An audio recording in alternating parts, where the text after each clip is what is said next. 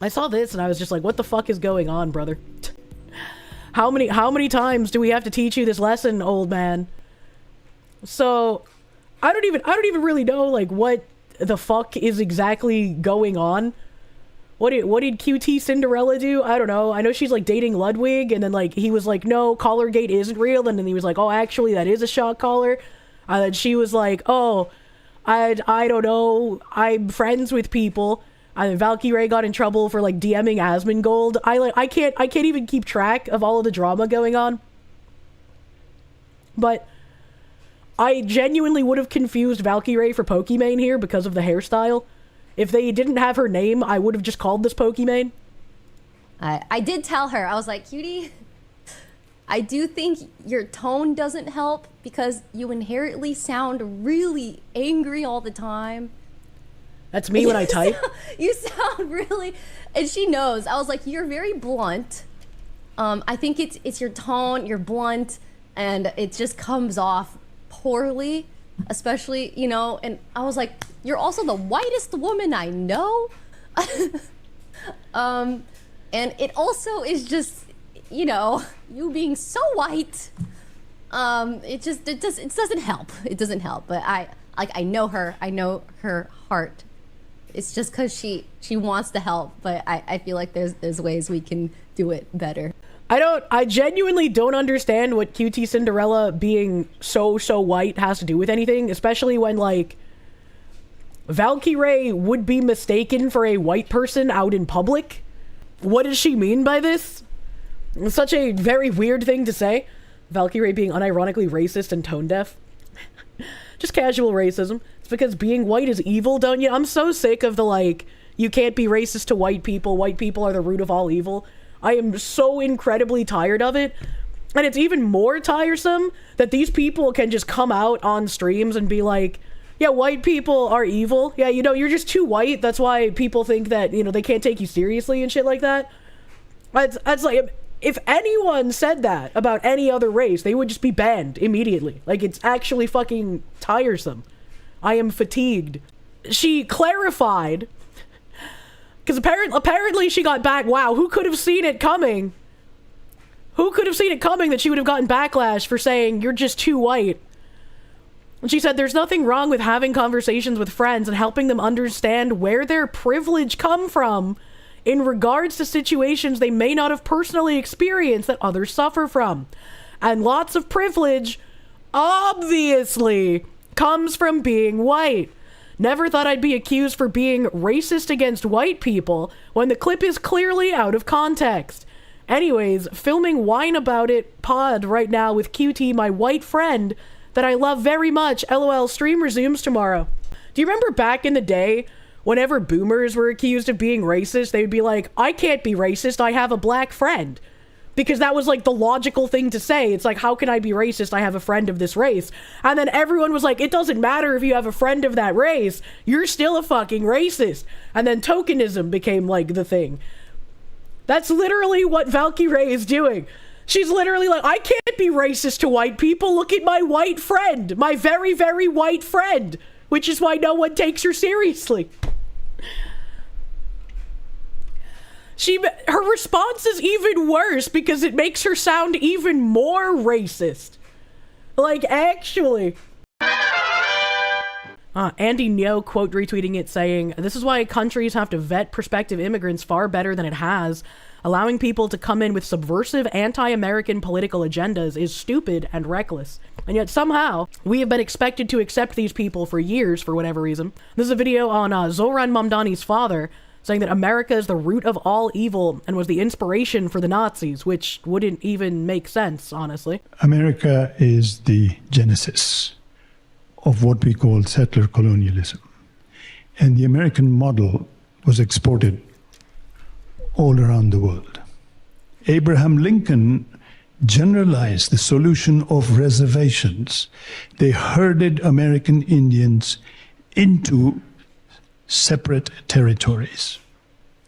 For the Nazis, Ring, ring. This was the inspiration. Hitler realized two things. One, that genocide was doable. It is possible to do genocide. That's what Hitler realized. Second thing Hitler realized is that you don't have to have a common citizenship. You can differentiate between people. The Nuremberg laws were patterned after American laws. Anyway, the US put Indians in reservations. The US invented the model. You know, I just want to say again, that's really interesting to me.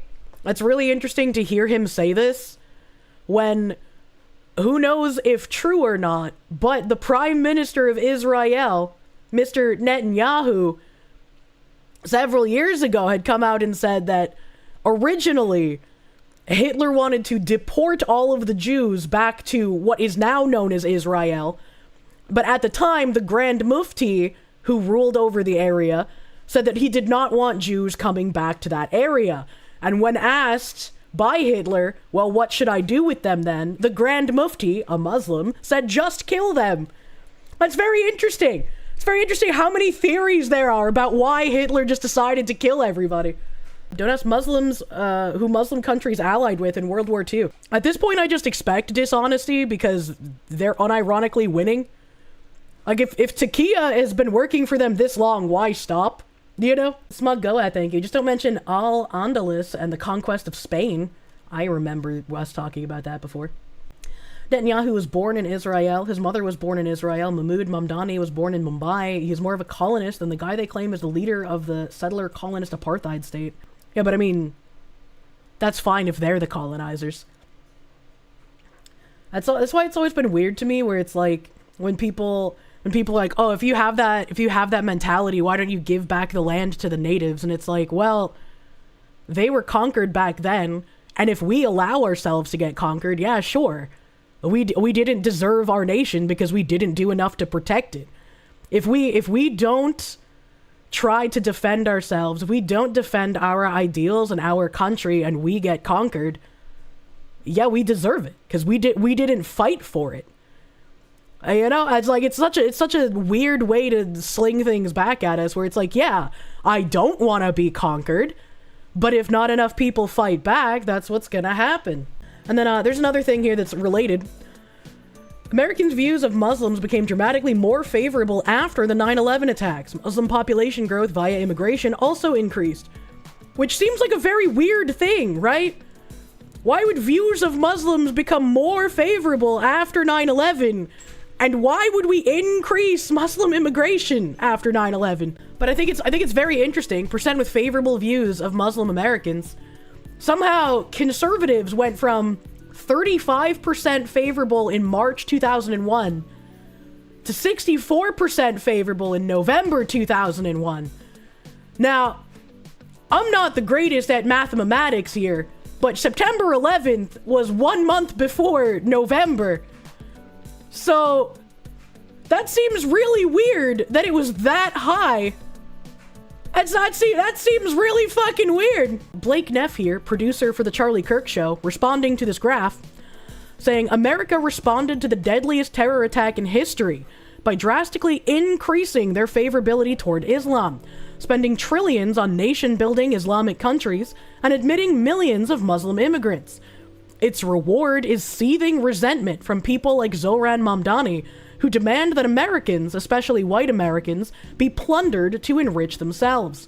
No amount of generosity will ever fix people who come from rotten societies. You just have to keep them out. And I think it would be slightly unfair to say that the entire society is rotten, right? But it's fair to say that there are tons of rotten people who use certain things as a criticism shield in order to loot and plunder for selfish reason. Because I don't think Zohran Mamdani specifically is trying to set up an Islamic caliphate in New York. I think he is a very textbook communist trying to institute communism in New York. Tim Mellon, the GOP donor who gave Trump $130 million to pay the troops, has a history of negative comments about black people. When a New York Times reporter, did he spell New York Times wrong? He did. What the fuck? How can you be a New York Times DC correspondent and then at the incorrect fucking thing that you work for? This is literally the level of journalism that we're at right now. When a New York Times reporter with a Hispanic surname contacted him in 2020 in English, he replied with the Goya slogan in Spanish. Fucking based. And this is a New York Times article. Trump's policies are a boon to the super rich, so where are all the 7-figure checks? Only a small fraction of the president's top donors from 2016 have given as much to his re-election effort. What does that have to do with Timothy Mellon giving money literally for the troops? Timothy Mellon, reclusive heir to a Pittsburgh banking fortune, was such an unknown figure among Republican operatives that they needed to Google his name when he reached out in 2018, unexpectedly to offer his help in the midterm elections. The staff of the Congressional Leadership Fund quickly discovered this was no middling donor. Mr. Mellon planned to give $10 million with a suggestion that he wanted to contribute more to the party at a later date, according to two people with knowledge of the exchanges. This April, Mr. Mellon gave another $10 million, this time to President Trump's super PAC, America First Action, the only Trump-endorsed fundraising group permitted to collect unlimited contributions. The donation instantly transformed Mr. Mellon, a septuagenarian investor who would sometimes communicate by fax, into the president's biggest political benefactor of 2020. Who still fucking communicates by fax? What is this? Mr. Mellon's millions. I like that his name is Mr. Mellon. That makes me happy. Mr. Mellon's millions would be a big deal in any cycle, but the gift was especially welcome for the incumbent this year. The fact that an outsider like Mr. Mellon has emerged as one of the few supporters willing to be so generous illustrates a surprising problem for the president.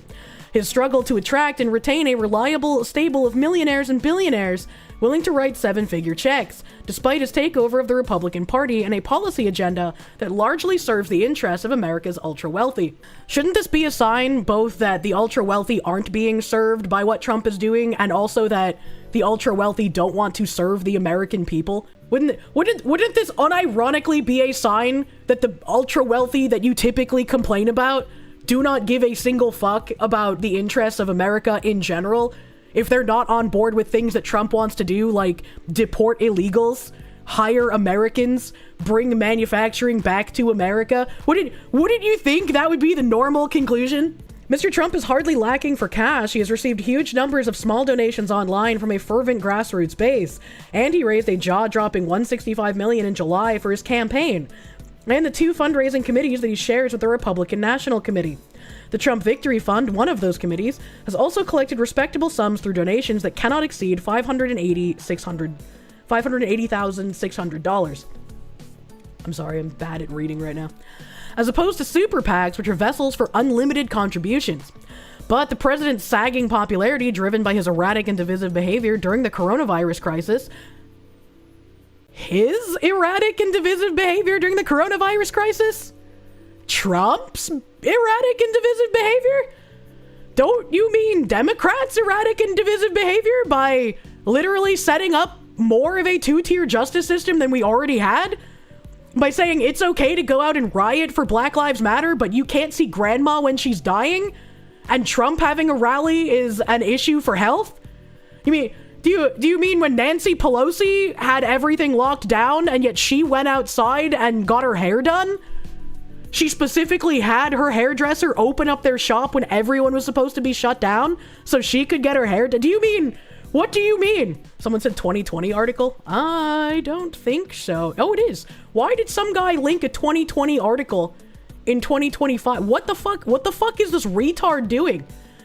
He links an article from 2020 instead of a new one, and he can't even link his own fucking employer correctly. This is literally like I thought anal violence was like a joke of a journalist, but I guess they pass for what literal journalism is in current year. That's really depressing. All right, so if this is from 2020, where are the comments about black people? Here we go. Mr. Mellon, the grandson of Andrew Mellon, Treasury Secretary in the 1920s and early 1930s, who made a fortune in banking, has shown an interest in reviving embattled legacy brands, having attempted to pull Pan American World Airways out of bankruptcy in the 1990s. His book also revealed his views on race. In it, he wrote that in the mid-1980s, quote-unquote, black people had become, quote-unquote, even more belligerent and unwilling to pitch in to improve their own situations. What does that have to do with anything? No. He's got a point. If I speak. He wrote that decades later, he considered some Americans slaves of a new master, Uncle Sam, for their reliance on federal aid. That's just literally true. That's just literally unironically true. The government wants more people, regardless of race, on welfare because that means more people who will vote for more government. And his 2010 donation to Arizona's legal defense, unmentioned in the memoir, signals his support of the restrictive immigration policies for which the future President Trump would go on to fight. When a reporter with a Hispanic surname first reached out to Mr. Mellon, he responded with 2 text messages written in Spanish, though the queries had been made in English. In one, he invoked the slogan of Goya, the Latin foods company, whose chief executive support of Mr. Trump set off a boycott among some consumers. Unprompted, he wrote, "Si es Goya, tiene que ser bueno." Oh, that's fucking based. And that's the end of the article, I guess. What the fuck? That's funny. That's how you should treat journalists. An illegal alien from Nicaragua grabbed a woman on the north side last week, bashed her head into the sidewalk, knocked her unconscious, and raped her. And apparently the Chicago's mayor's response was, let's move on. I haven't watched the video, so let's see. Well, the real Chicagoans that I talk to, that I communicate with, mostly black and brown, actually, tell me that you don't seem to know the difference between illegal aliens and real Chicago citizens. The blank look on this guy's face is really jarring. Like, he looks like he not only has nothing going on upstairs, but he doesn't even know where he is right now. Like, this is the look I would imagine on, like, a coma patient's face after they just woke up of 7 years in a coma. They feel that you are siding with the illegal aliens over them in their communities. And okay. Sadly... William, let's get to the question. Let's get to the question. The real question is simply this. I don't know how to make it any more direct. An illegal alien from Nicaragua grabbed a woman on the north side last week. Question? Bashed her head into the sidewalk, knocked her unconscious, and raped her. If that had been your wife, Stacey... Okay, all right, we're not going to answer it. Thank you. Thanks, William. All right. Would you want ICE to deport her? All right. To Let's move on. Yes or no? Let's move on. Answer the question as a man. Not as mayor, but as a man. Would you want Thanks. Thank you. ICE to deport... He's like, oh, we're not getting the softball questions. We can't take that one. We can't take that one. These people are complete and total scum. And like, I get that it's kind of like, I don't want to say faux pas, but it's kind of over the top to be like, how would you feel if that was your wife? Right? Like, I get that's like an emotional kind of thing. But if the people in power have been ignoring this question every way you ask it, what the fuck else are you supposed to do? What the fuck else are you supposed to do? You know? Like, unironically, that journalist was doing his job. He destroyed me, 16-year-old Maja Aberg, in an interview with Zohran describing a traumatic rape, its aftermath, and lifelong scars. Mohammed, an 18-year-old Eritrean migrant, raped Maja and avoided deportation after a Swedish court ruled the rape didn't last long enough. We have the migrant not deported because rape isn't an exceptional crime. An Eritrean migrant named Yazid Mohammed was sentenced to just 3 years in prison for the rape of a 16-year-old girl called Maya Iberg. The judge said he wouldn't be deported because the crime wasn't serious enough. Among the reasons listed for it not being serious was the duration of the attack. I don't know how judges and politicians like this can live with themselves. And then there's the video here. I still feel sick when I think about it. I can't read that. But I'm assuming Maya, at 16 years old, was attacked somewhere and gang tunnel on September 1st, 2024. I've told this story 1,000 times, especially to the police and when I have been to the district court, but I still feel that it's really hard during the whole school year. Last year I barely went to school. Now and then, I still dream about it. And I've been really scared to go out and walk by myself, so I almost never go out alone now. Hey, that's what the mayor of Cologne in Germany suggested. If you don't want to get raped as a woman, don't leave your house by yourself. Always have a male escort. I still break down when I sit and talk about it for a long time, especially when I go into the details. So it feels like I'm reliving it again, and I feel his hands on me. But luckily, I have my great friends and my parents who have been there for me every single day.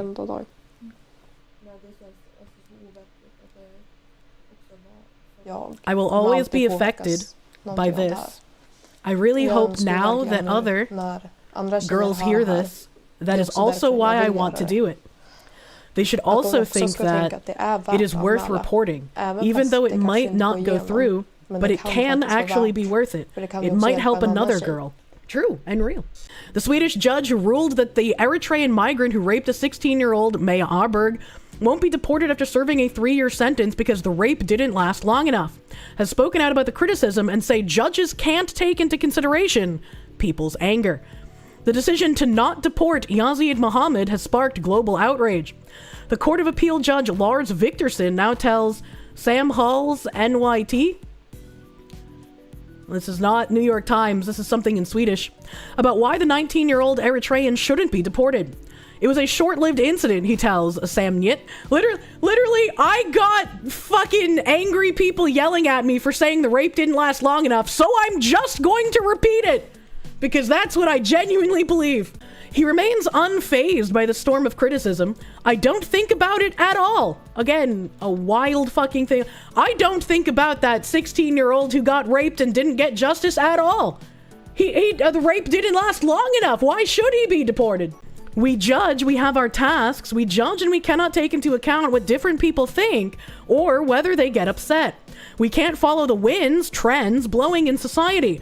Whether we hear one thing or another, we go in and evaluate based on the legislation and the precedent that exists and judge accordingly. This is how you lose your countries. You have activist judges who are like, I'm going to follow literally everything to the exact letter of the law and not by how horrible the actual crime was. You follow the rules, the people trying to conquer you do not. One particular phrasing in the verdict has garnered so much attention that it has been translated into other languages and spread internationally. Given the nature and duration of the act in question, the Court of Appeal finds that the crime is indeed serious, but not of such an especially grave nature as to warrant a decision to deport Yazid Mohammed. The judge explains, it's about him holding her, groping her buttocks and breasts, kissing her against her will, and persistently touching and penetrating her genitals with his fingers. Yeah, that sounds like he should be deported. What do you mean? Furthermore, Judge Lars Victorson argues that the rape did not last particularly long. Normally, a rape is considered an especially serious crime that can lead to deportation, but an overall assessment must still be made. And in this case, we came to the conclusion that it didn't quite reach that level, he said. It was a short-lived incident. It was a rape, but he inserted his fingers into her and not his penis. Oh, that makes it okay. I mean, it was just his hand. She can deal with it. He didn't carry out vaginal intercourse with his penis. I think the verdict makes it clear that we weigh the arguments for and against and ultimately decide whether it should lead to deportation or not. This again reminds me of that European politician. I think it was a guy in like Denmark or some shit who had gotten raped by a migrant, like literally anally blasted by a migrant. And then when the migrant was slated for deportation for his crime, the politician cried for said migrant and said he didn't want to see this happen to that man. I was like, are you fucking kidding me? You have literally been non-consensually gaped and you're crying for the man that did that to you. That's fucked up. What the actual fuck? It was Norway? I knew it was a country that wasn't Sweden, but I couldn't remember which one. Norway makes sense too. The newspaper asked the judge, how long does a rape need to last to be considered sufficiently persistent? It should be 15 minutes, half an hour, several hours. The judge responds to the question that there's no particular time limit. It's impossible to say anything about that. It's not just about duration, it's also about the method. We described another rape case under knife threat, but that wasn't the case here. So you can't say 12 minutes, deportation, 8 minutes, no deportation, or 3 minutes, deportation, 15 seconds, no deportation. It doesn't work like that. You have to make an overall assessment. And your overall assessment is fucked. This man assaulted a woman, both regularly and sexually, against her will, and you're saying it wasn't bad enough to deport him. That's insanity. In addition to Lars Victorson, the Court of Appeal Judge Elida Sunkvist, Acting Court of Appeal Assessor and Rapporteur Hannah Hamren, and lay judges Lena Bergen, Left Party, and Sami Lai, Sweden Democrats, ruled in the case. How are there women ruling against this? I just cannot conceive. Sami Lai from the anti-immigration Sweden Democrats Party was the only one who dissented and wanted Yazid Mohammed to be deported for life after serving his prison sentence. Well, at least one of them was fucking sane. Holy shit. We didn't deport him because he's a very skilled rapist able to satisfy himself by sailing very close to our arbitrary and unwritten thresholds of speed. That is a crazy way of rewording that. Says, after months of hard work, we're proud to unveil the statue we'll build to honor the 250th anniversary of the United States, the Guardian of Liberty. What you see here is just the scale model. The real one will be gigantic, the tallest statue in the West. So many people have offered to fund it, but the real challenge will be getting visas so we can build it on American soil. Finishing it in less than a year won't be easy, but as Napoleon once said, impossible is not French. And if this is just a scale model, that's kind of fucking ridiculous. And also, I am very glad that making really intricate, beautiful statues like this is not a lost art anymore. California sheriff blowing the whistle on how Gavin Newsom steals elections, saying foreign nationals are voting through an online honor system where anyone can click a box saying that they're not lying and get mailed ballots. Just trust me, bro, I'm not lying. The way the voting system is structured, we see quite a few flaws. You're able to register even if and cast a vote if you don't live in the country, as evident of his brother in Pakistan. I think we have some evidence of 2 or 3 other people out of the country that voted. Is that correct? Yeah, approximately 2 or 3 other people out of the country, as well as people residing outside of the district. Okay. The online voter registration system, it seems to be an honor system. Anybody can put information in there to register to vote. All you have to do is click a box and say that you're not lying, and then you'll get an email from the Secretary of State or something in the mail saying, thank you for registering to vote. And there you are. Once you're on the voter rolls, anytime an election comes around, guess what? You get mailed a ballot, right? You get mailed something to vote. So we found that a little bit problematic. Well, just a little bit problematic. It's just a little bit of a problem. You were told this never happens. Yeah, you're told it's never happens because it's always happening and they have to keep lying to you and hope idiots believe them. Unfortunately for us, there are many, many idiots. Bianca Ellis was sentenced to life without parole for the 2024 fatal stabbing of a 3-year-old Julian Wood at a grocery store in Cleveland. And if I remember correctly, she was only out on the street able to stab this 3-year-old to death because a judge had let her off of some other offense, if I'm remembering correctly. So once again, our justice system not really being very well. And I'm sure after she serves a couple of years, some other activist judge will come in and be like, okay, well, you're eligible for parole now. I have zero faith. But unlike cucked parents, like the father of Austin Metcalf, we have family members and friends and parents here talking about the toddler. A mother shouldn't receive her child's death certificate at 3 years old, and his cause of death is by homicide.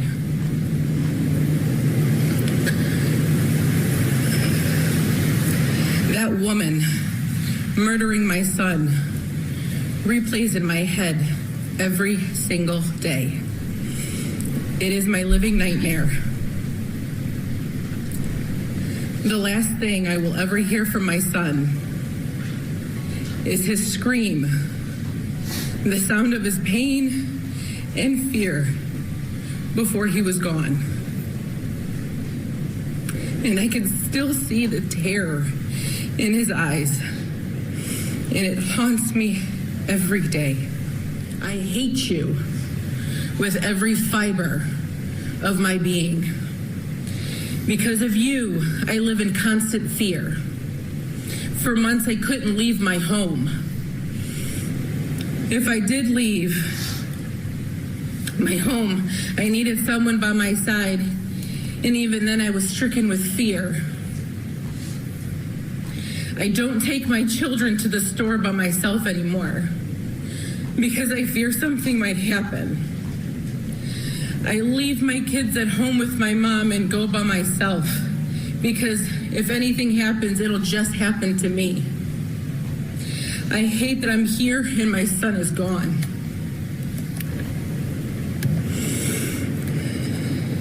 Just because you have a mental illness doesn't mean you can use that to justify you murdering my son. What you did was unforgivable, and it can never be taken back. You deserve to go to jail for the rest of your life, so you can't hurt anyone else. I think she deserves to lose her life, You don't deserve a second chance. You don't deserve mercy. You didn't give my son any. But I'm really fucking glad that we actually have parents coming out who have been victims of these horrendous crimes, and instead of being like, I forgive you. Let's not make this about race. Let's all get along and be happy, friendly. Yay! Instead of those like ridiculously cucked, disgusting statements, I'm glad that this woman comes out and calls the murderer what they are, says that she will hate this person, and that they don't deserve any leniency. That is the correct thing to do when your child is a victim of these crimes. And like, I am glad that at least there's a life sentence, but I truly believe that there should have been execution. Using mental illness as a defense after a murder should not be a thing. If you have to claim insanity, if you have to claim I was too mentally ill to know right from wrong, then you are too mentally ill to integrate into civil society. Why should the taxpayers keep you alive for however many years you're going to live in prison? We shouldn't.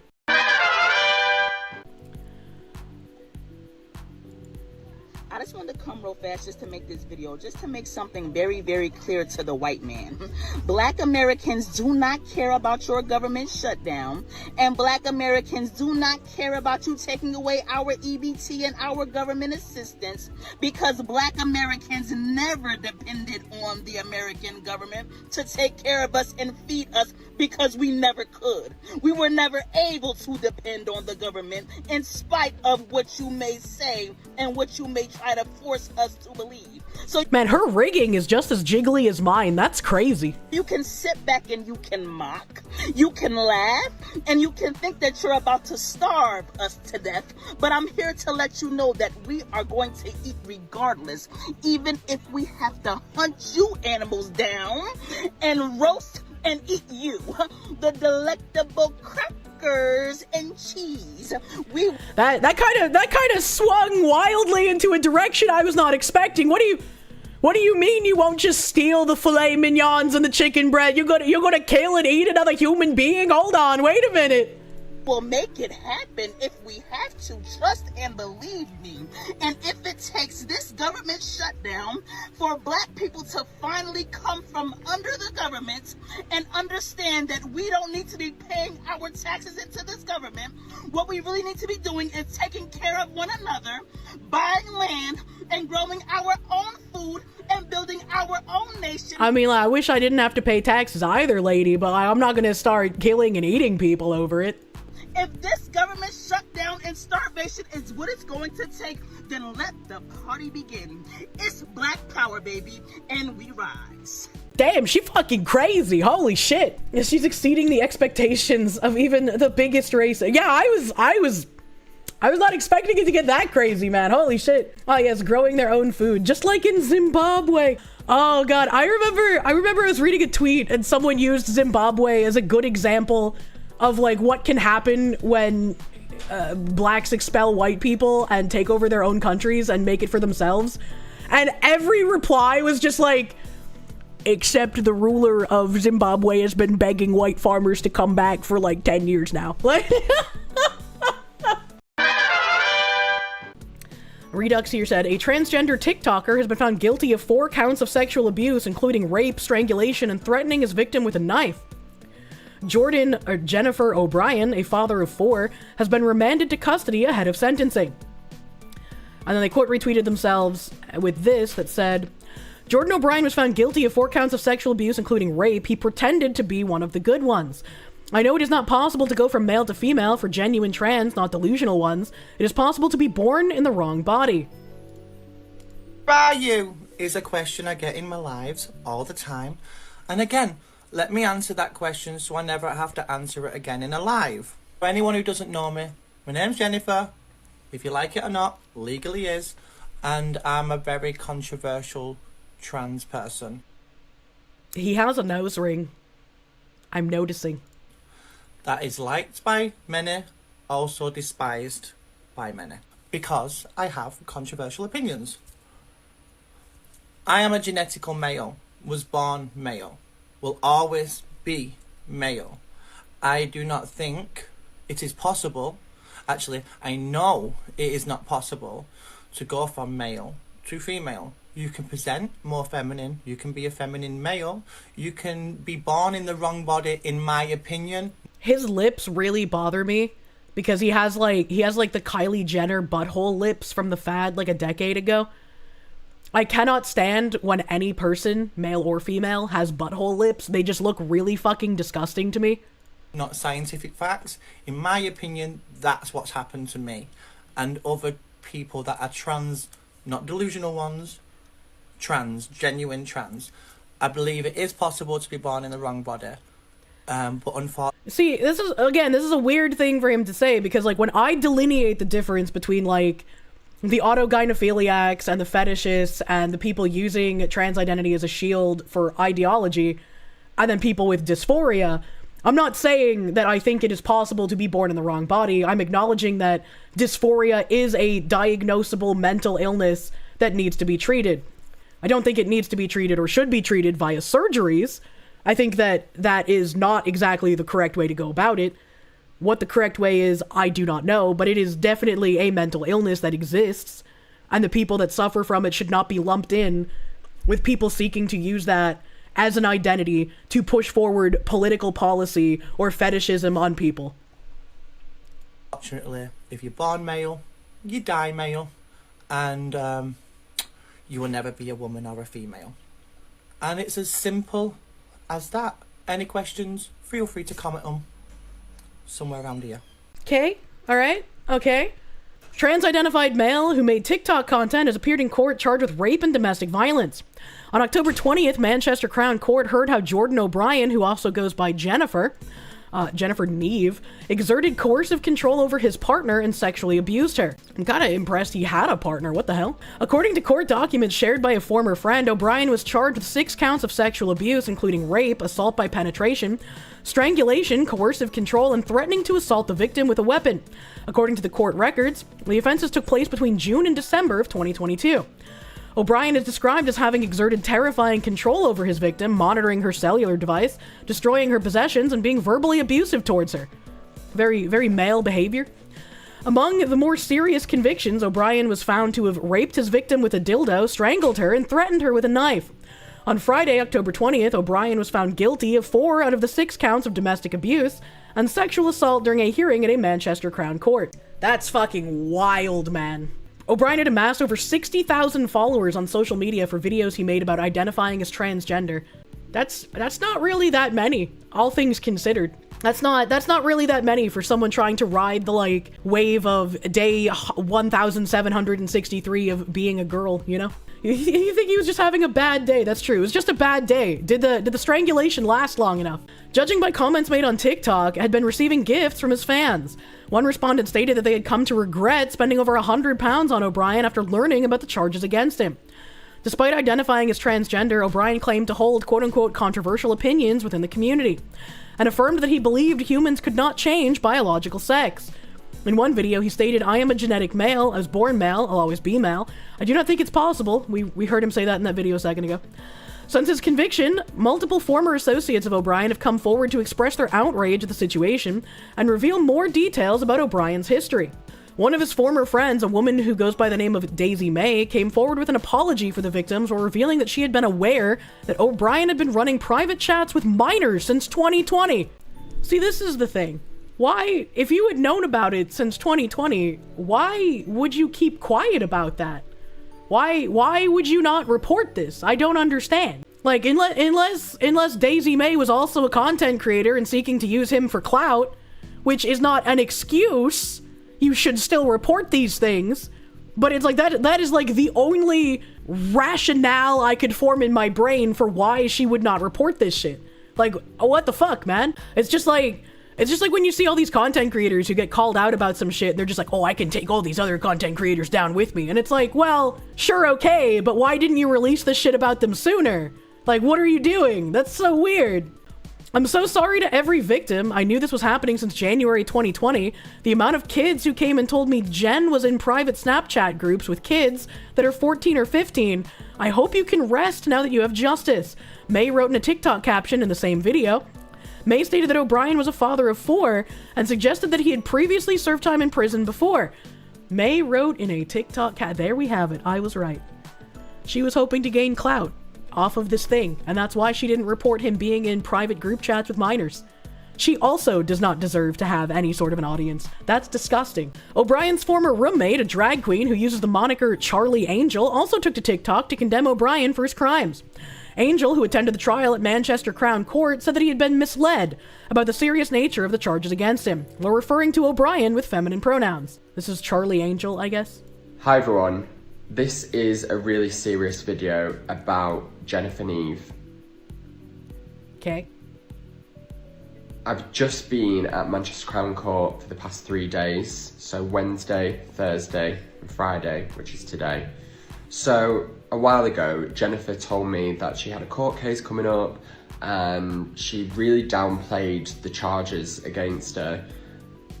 She said that she'd been wrongly accused, she would never do such a thing, and I believed her. I saw this side that she fabricated and sold to me, and I believed that she wasn't this person. And a few months ago I found out that she had a 5-day trial at Manchester Crown Court, and I realised it wasn't a minor thing, it was a really major and serious thing. A Crown Court trial for 5 days with a jury. So I'm not going to get into all the nitty-gritty details of what... I think what's most surprising to me is that a court in England actually convicted someone of a rape for once. happened in the trial, but it made me realise I've not been ever told the full truth of who she is, what she's accused of, what actually happened. She sold me this fantasy, she sold me this lie. Well, he's white, so I mean true. If there wasn't something serious alleged against her, there wouldn't be this big trial. So it made me start thinking maybe Jennifer's not the person that I thought she was. And I thought, I need to get out of this situation of living with her. She's not the person that I think she is. I've seen behaviours in her. How do you...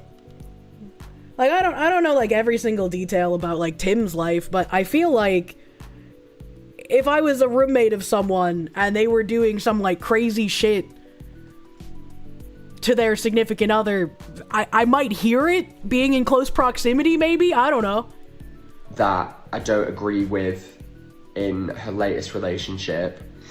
And I just started seeing cracks in her personality. She's not the person that I thought she was.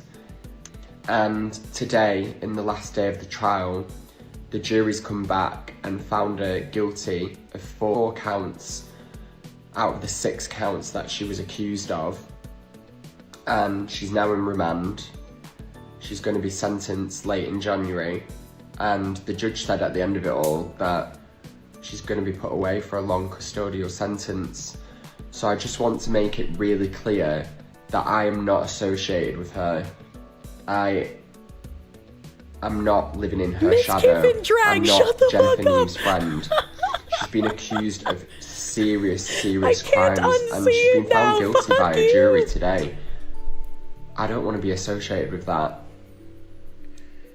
I honestly thought for a long time that Jennifer was a victim of false accusations and revenge, and that's why I was on her side, but no. No. The things that she's been accused of are so serious, and now she's been found guilty by a jury. Fuck. She's a convicted criminal now. I have no association with her. I haven't spoken to her in a long time. I saw her in court. She thought that I was there to support a friend. I told her I'm there to find out the truth. And I found out the truth. So, just to make it clear, I have no association with Jennifer Neve. That's the end. It's the reality. And it'll hurt for a lot of people. You won't believe the things that she's been accused of and convicted of. But that is the reality of the situation.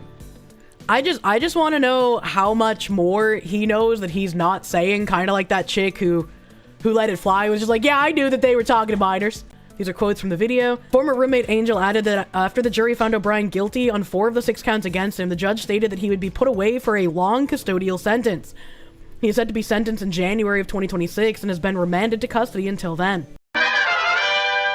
Albanian Prime Minister Edi Rama announces that his AI minister Dhillon is pregnant and will give birth to 83 AI kids. The AI kids will serve as assistants to each of the 83 members of the Socialist Party of Albania.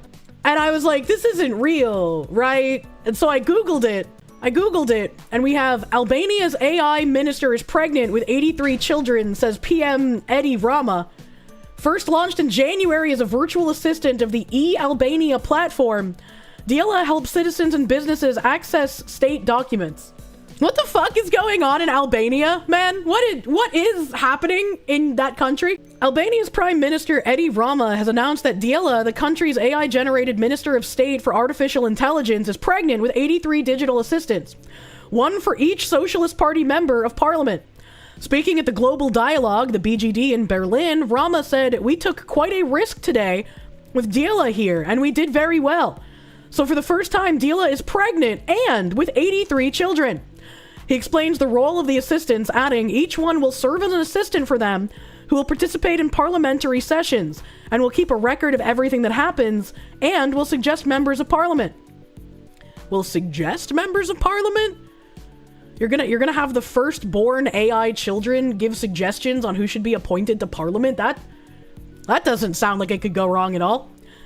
These children will have the knowledge of their mother.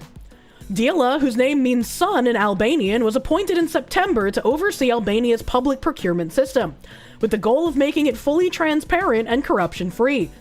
Rama said he expects the system to be fully operational by the end of 2026. For example, if you go for coffee and forget to come back to work, this child will say what was said when you were not in the hall, and will say who you should counterattack, Rama explained. Brother, what?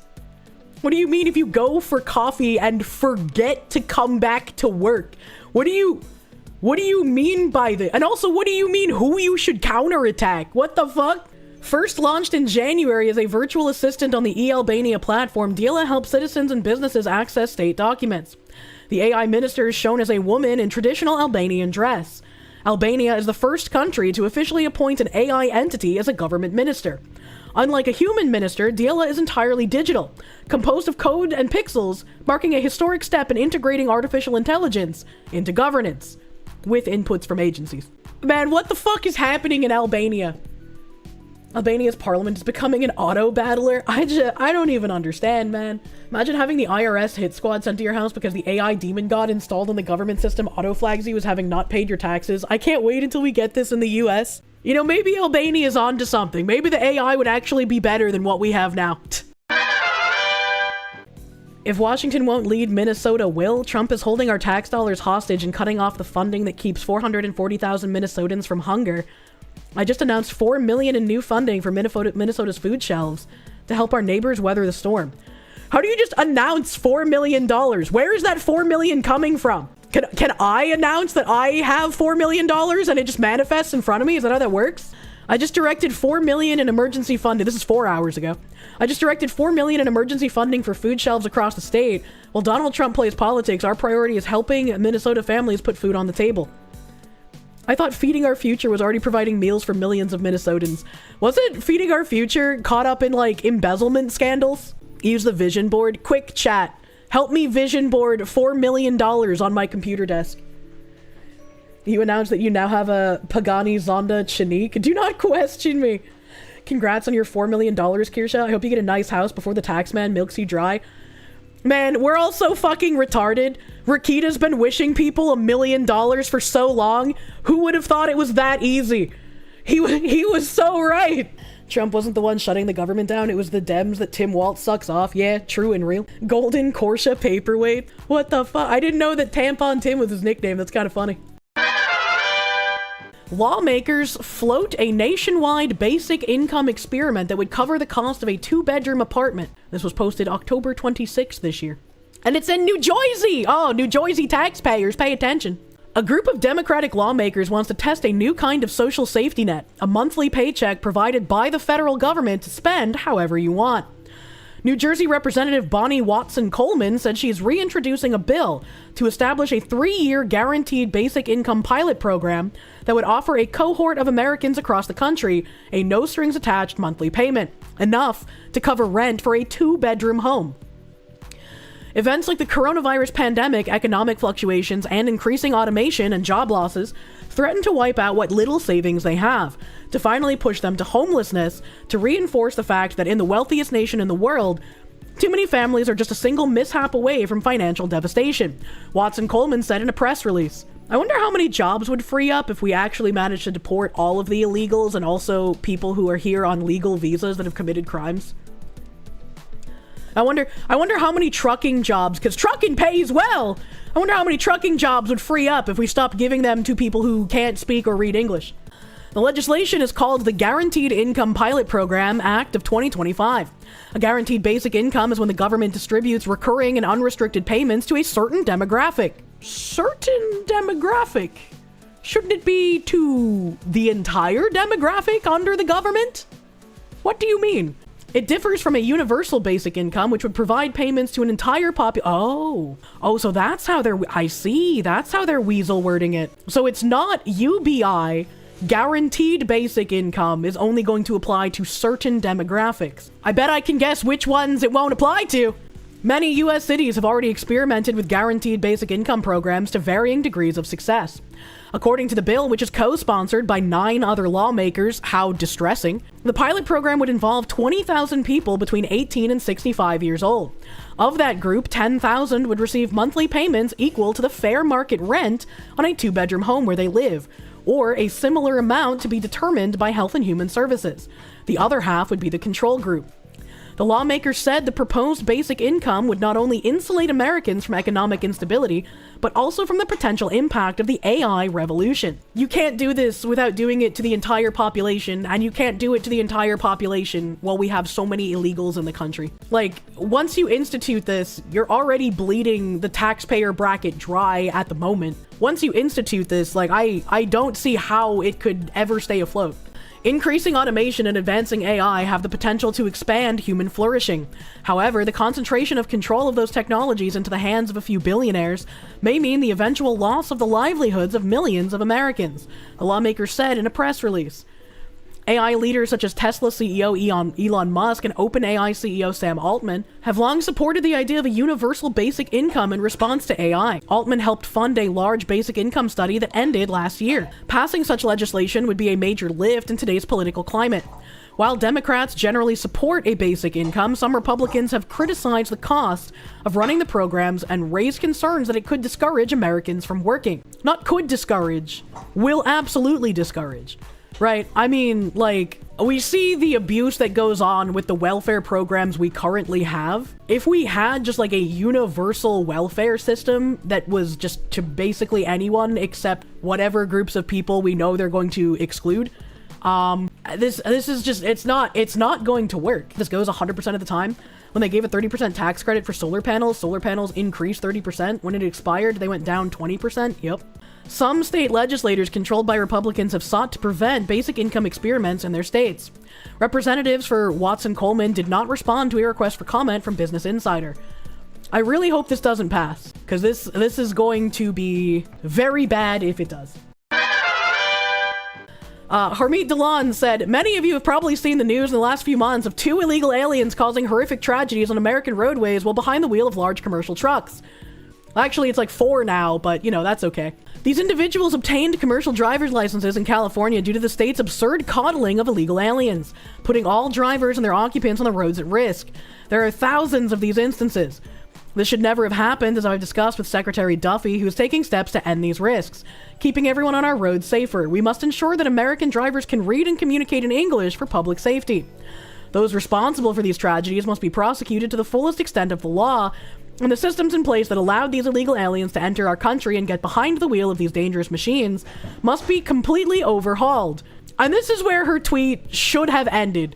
It should have just ended there and everything would have been great. But unfortunately, she continues. Unfortunately, in the fog of outrage, some are using these tragedies as an opportunity to attack law-abiding Sikhs and Indian origin drivers, simply because of who they are. Many of these law-abiding Sikhs and Indian origin Americans are hardworking and patriotic. Most were born here or immigrated here lawfully. This is not the argument you think it is, Miss Dhillon. This is literally the, I know 9/11 was tragic and all, But think of all the repercussions that innocent Muslims will have afterwards.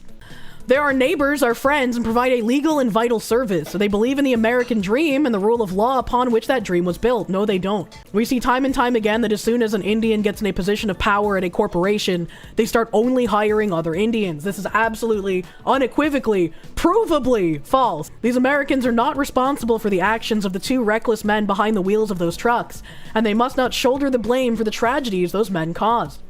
It is illegal under federal law to discriminate against individuals or attack or violently threaten them because of their race, color, religion, or national origin. The civil rights will aggressively prosecute or pursue justice against those engaged in such discrimination. Targeting other Americans because of their race or religion is antithetical to our values as a nation. I urge all of you, my fellow Americans, to act with reason. Those responsible for the tragedies must pay for their misdeeds. So too should the state of California for enacting reckless policies. But innocent and law-abiding citizens and workers of all backgrounds are entitled to the protection of federal law, and we will protect them. The Justice Department, thank you. Yeah. The fact that most West Coast truckers per data I've seen are Sikh or Indian despite their small overall percentage of the population means that American truck drivers have been profoundly, systemically discriminated against for years. True and real. Honestly, reading this just makes the argument for repealing like anti-discrimination shit and putting in more of a, what's it called, like freedom of, not interaction, freedom of association kind of policy, right? You're about to have a fucking stroke. They weren't fucking Americans, they were illegal aliens. That's what I said. Her tweet should have just ended fucking after these 4 paragraphs, man. There's zero reason for any of this other shit that she said. It's just wild. UPS tried to ban immigrant truck drivers. It went horribly. It's gonna be funny.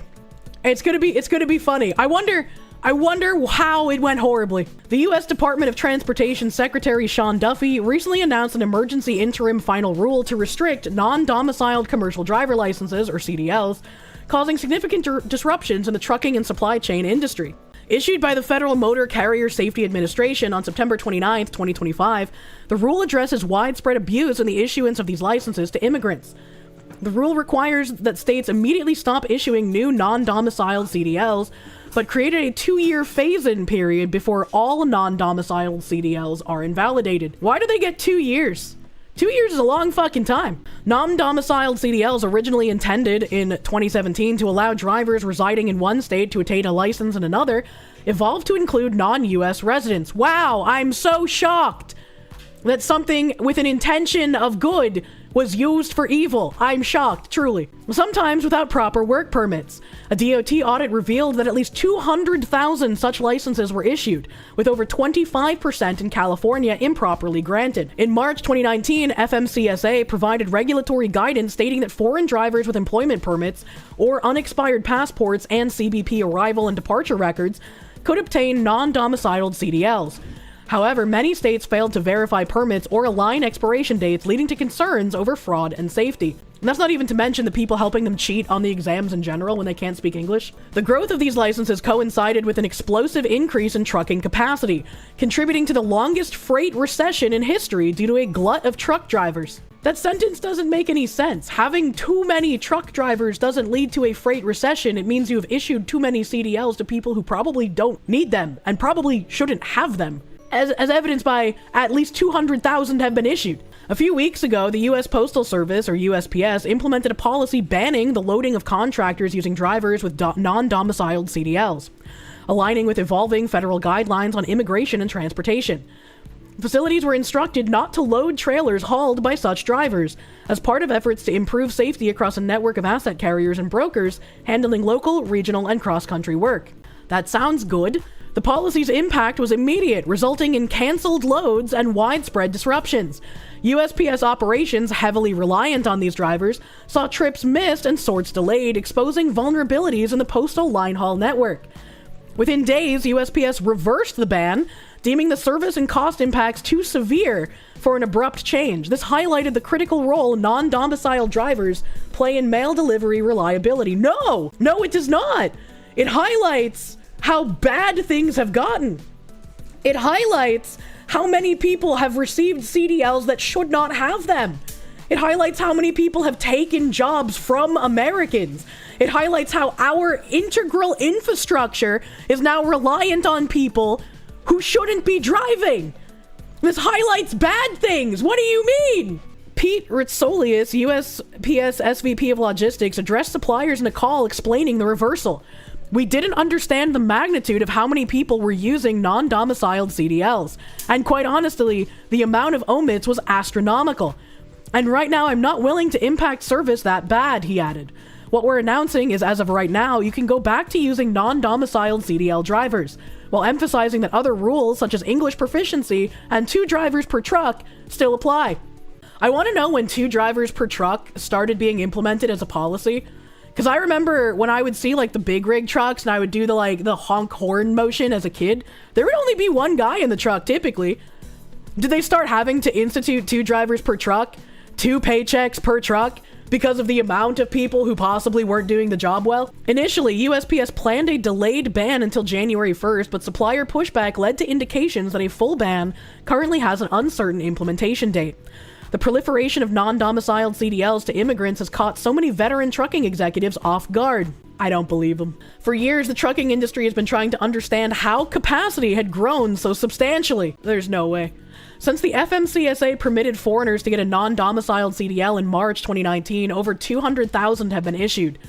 In that same period, the trucking industry has added more than 310,000 trucks, flooding the market with way too much capacity. But I thought these were jobs that Americans wouldn't do. Which one is it? Are we over capacity? Do we have too many truck drivers, or will Americans not do this work even though it pays well? Due to the massive surge of trucking capacity, the trucking industry has been suffering from the longest downturn in history. We dubbed the Great Freight Recession. This freight recession started in March 2022 and has continued unabated ever since. Just stop giving the licenses to people who shouldn't be getting them. It's not that hard. Am I taking crazy pills? Like, even if you're going to suffer some sort of shortages in your supply chain for a little bit, that's better to get actual drivers into the supply chain and get rid of the ones that shouldn't be there. The primary culprit, a way oversupplied trucking market, the elimination of non-domiciled CDLs pool, will have a significant impact on the freight market as these drivers leave the service. After all, depending on how many of the 200,000 non-domiciled CDLs are currently active in hauling freight, it could wipe out 5% plus of all truckload capacity in the market. Good! Good, let it! Like what? What is that supposed to say to me? The administration's other policies, including the English language proficiency rule, could have a big impact on capacity over time, as truck drivers that fail to speak, read, or understand English get put out of service. Good, they should be! What is this? An insurance executive at a large agency suggested that at least 10% of the truck drivers on the road would fail an inspection if tested on their English language proficiency. With all of the regulatory pressure to remove truck drivers from the industry, which either have a non-domiciled CDL or lack English proficiency, a capacity crunch may happen sooner rather than later. Good, it should. What the fuck do you mean? What the fuck do you mean? This guy, I think the American truck drivers and real American companies should start filing lawsuits against DOT and FMCSA for a start because they're traitors and corrupt clerks who have no idea about the trucking industry. Actually a wild thing to read. A major subprime auto lender suddenly collapsed, raising concerns about this multi-billion-dollar market. Here's how it could impact borrowers. This was at the beginning of the month, but I only saw it yesterday. And, kind of makes me think of those illegal immigrants that were on Caleb Hammer who were already in debt for one car and wanted to buy a Tacoma. Subprime auto loans, loans for borrowers with bad credit or no credit history to help them buy a car, are big business in the US, according to Kelley Blue Book. Citing Cox Automotive data, subprime loans accounted for 13.6% of auto loans issued in August. Bloomberg estimates the subprime auto market to be worth $80 billion to investors. So when a major subprime lender unexpectedly goes under, it can have ripple effects across the industry. Texas-based Tricolor Holdings filed for Chapter 7 bankruptcy on September 10th and intends to liquidate. The move comes on the heels of reports of fraud allegations linked to the company. The sudden shuttering of Tricolor could result in sizable losses for big banks, which reportedly include JP Morgan, Fifth Third, and Barclays, that provided financing to the business. It may also serve as a signal that the industry is under serious strain. I think that's really fucking bad, that subprime auto loans, the more riskier loans for people who are more likely to not pay them back, is worth $80 billion, and it's considered something that you can actually make a lot of money off of. You should not be giving loans to people who cannot afford them. I think that is like a morally bankrupt thing to be doing. But what does this mean for borrowers? Fewer lenders on the market may impact your ability to get a car loan going forward, as a shaky outlook in the subprime auto loan industry could have longer-term impacts for borrowers without good credit. Good? If they have bad credit, they have bad credit for a reason. They shouldn't have many options for lending. What do you mean by this? As previously mentioned, subprime lenders specialize in offering loans to borrowers with poor credit history. Often, these folks have nowhere else to turn for a loan. Bloomberg reports that Tricolor was known for lending to low-income Hispanic communities, and the company estimated many of its borrowers were undocumented immigrants, and there it fucking is. There it fucking is, brother. Imagine. These banks and these lenders making huge fucking money off of debt that will never be repaid. Money might as well be fake at this point.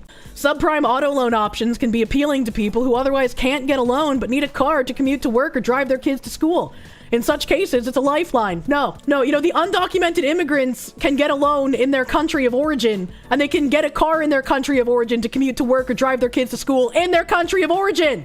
They should not be here. What is this? But subprime borrowing can come with serious drawbacks, including sky-high interest rates because they're taking advantage of people who don't know better, hefty fees, and strict policies. Once again, they're taking advantage of people who don't know better. I even mentioned this with when I started noticing what my lender was pre-approving me for as far as mortgages went. When I started actually doing the math on what my monthly payments would be, I was like, hold the fucking phone. You've pre-approved me for an amount that I will get and not be able to reliably make payments on. It's a good thing that I had the brains to double check this and figure out what my actual, real rate of mortgage would be. Because otherwise, I could have gotten myself into a very bad mortgage. And I have good credit. So it's not even like I'm in the subprime category. It's just that all these lenders are out there to take advantage of you. Penalties can quickly add up if you fall behind on payments. A surge in delinquencies recently has forced several subprime lenders into bankruptcy, per Bloomberg. Last year, reports also indicated massive increases in car repossessions, bad omens for consumers. Borrowing from a subprime lender is risky, especially as car prices remain elevated. If you have to work with a subprime lender, do your research ahead of time, including reading reviews from other customers. This can help to ensure you don't get taken for a ride. When you apply for the loan, ensure you get all the details in writing before signing, and that you understand the full charges, including any penalties for missed payments. Make sure you're agreeing to a deal you can afford. Before you sign on the dotted line, however, you may want to consider other loan options. This can include borrowing from friends or family who may be able to offer more friendly terms. Once again, I have good credit, and so I'm not getting subprime loans. But when I bought my car, I was told that extended warranty would be included. And so I read through everything, and it even said on the contract that the extended warranty was included in the price that I was paying. And then after I signed everything, my total amount changed on the new paperwork that I was given with my signature on it.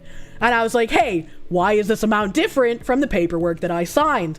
And they were like, oh, that's the cost of the extended warranty. And I was like, excuse me, here in this contract that I signed, it says that I get the extended warranty with the price that I was quoted. So how can you then go and change that figure after I've already signed? So I got that fixed, but think of how many people don't question that and don't even notice it, possibly, and just get taken advantage of. Another option would be to ask someone you know with good credit to co-sign a loan with you. I love my father, but my dad would not even co-sign my apartment agreement when I moved out, because he was like, I don't want to be held liable if for some reason you can't make rent. And I was like, understandable, Dad, I'll figure it out. They didn't fucking learn from subpriming houses in 2008. Jesus fucking Christ, how many times do we have to teach you this lesson, old man? You're sick of the fucking bankers? Not only that, but once again, the COVID relief for the government paying people's mortgages only ended last month. We're going to see that waterfall of fucking foreclosures start hitting. And again, all of these articles are going to be like fucking crocodile tears. Think of the poor people. No. Think of the people who want to buy houses but can't because of all of these people who got lending that they shouldn't have gotten, mortgages that they shouldn't have qualified for, that the government was paying for them for years. Why would I feel bad for that? Doing so might give you access to a traditional loan with a better interest rate, but beware, a cosigner is also responsible for the loan, which means if you miss a payment, you could hurt them financially. It's just like a fucking crazy ass article, man. Absolutely crazy. I think it was in Russia where a guy rewrote the contract with the bank that they have to give him a bunch of money, and the bank signed it without checking, and the court upheld it. That's funny. That's really funny. Props to that guy. Fuck the banks, dude. Python Foundation goes ride or DEI rejects a government grant with strings attached. The Python Software Foundation has walked away from a $1.5 million government grant, and you can blame the Trump administration's war on woke for effectively weakening some open source security. No, I think you can blame the Python Software Foundation for wanting to uphold racist policies instead of taking a government grant requiring them to not be fucking racist. The programming nonprofit's deputy executive director, Lauren Crary, said in a blog post today, the National Science Foundation had offered $1.5 million to address structural vulnerabilities in Python and the Python package index. But the foundation quickly became dispirited with the terms of the grant it would have to follow. These terms included affirming the statement that we do not and will not, during the term of this financial assistance award, operate any programs that advance or promote DEI, diversity, equity, and inclusion, or discriminatory equity ideology in violation of federal anti-discrimination laws. The restriction would apply not only to the security work directly funded by the grant, but to any and all activity of the PSF as a whole.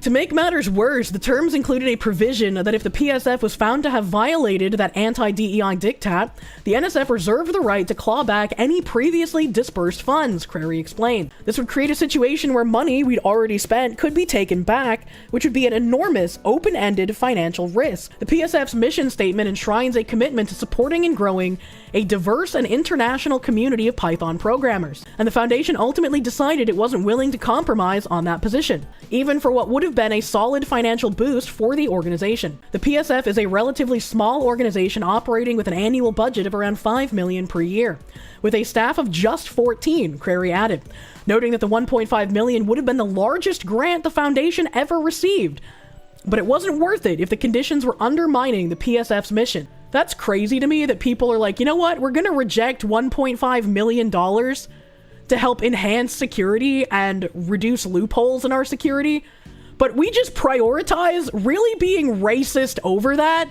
Our tenets of needing to be constantly racist in all of our practices are way more important than getting any kind of money. That's crazy.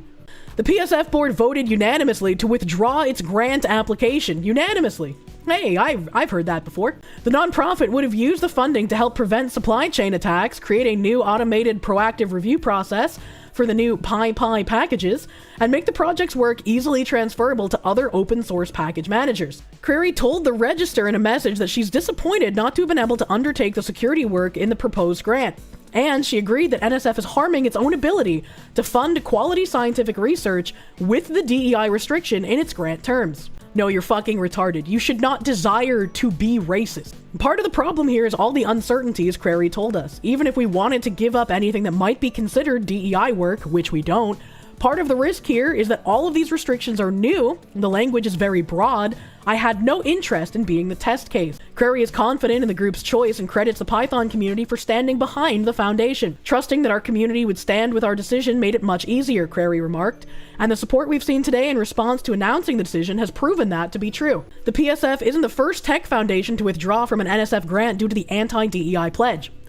The Carpentries, a nonprofit group that provides software engineering and data science training to researchers, was also in line to receive a $1.5 million grant from the NSF, but withdrew its application in June for the exact same reason as the PSF.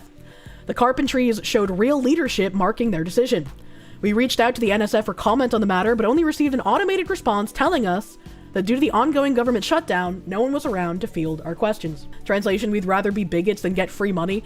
They are very dedicated to their cause. Like I have said a million times, they will forego short-term profit for long-term cultural takeover. They do not want to take funding that would interrupt the ultimate goal of their work, which is not whatever coding they're doing, it is the DEI work. They're throwing a tantrum, it's all Trump's fault, pretty much. Pretty fucking much. You hate DEI, but with how open the contract was and how much liability it opened them up to, it makes sense why they rejected it. I mean, have you read it? You have to kind of be vague with what the DEI is because the Marxists continuously change the language. And it's just like, just don't discriminate against people. Not exactly hard, man. Not exactly difficult unless you're a race communist freak. Open source community is full of these people. Yeah, fucking Lunduke Journal does really good at bringing out the DEI stuff in the tech industry. They explicitly rejected it because it said no DEI. If it was, we're worried about how broad it is, they would have said that. They said that like they were worried about the how like the scope of it. I can't remember how it said it, but they said it somewhere in here that they were worried about like having to give back money if they found to be going afoul of the anti-DEI policy. And it's like, it's very easy to not go afoul of the anti-DEI policy. You just don't be discriminatory. But they are prioritizing equity and being racist above having this grant.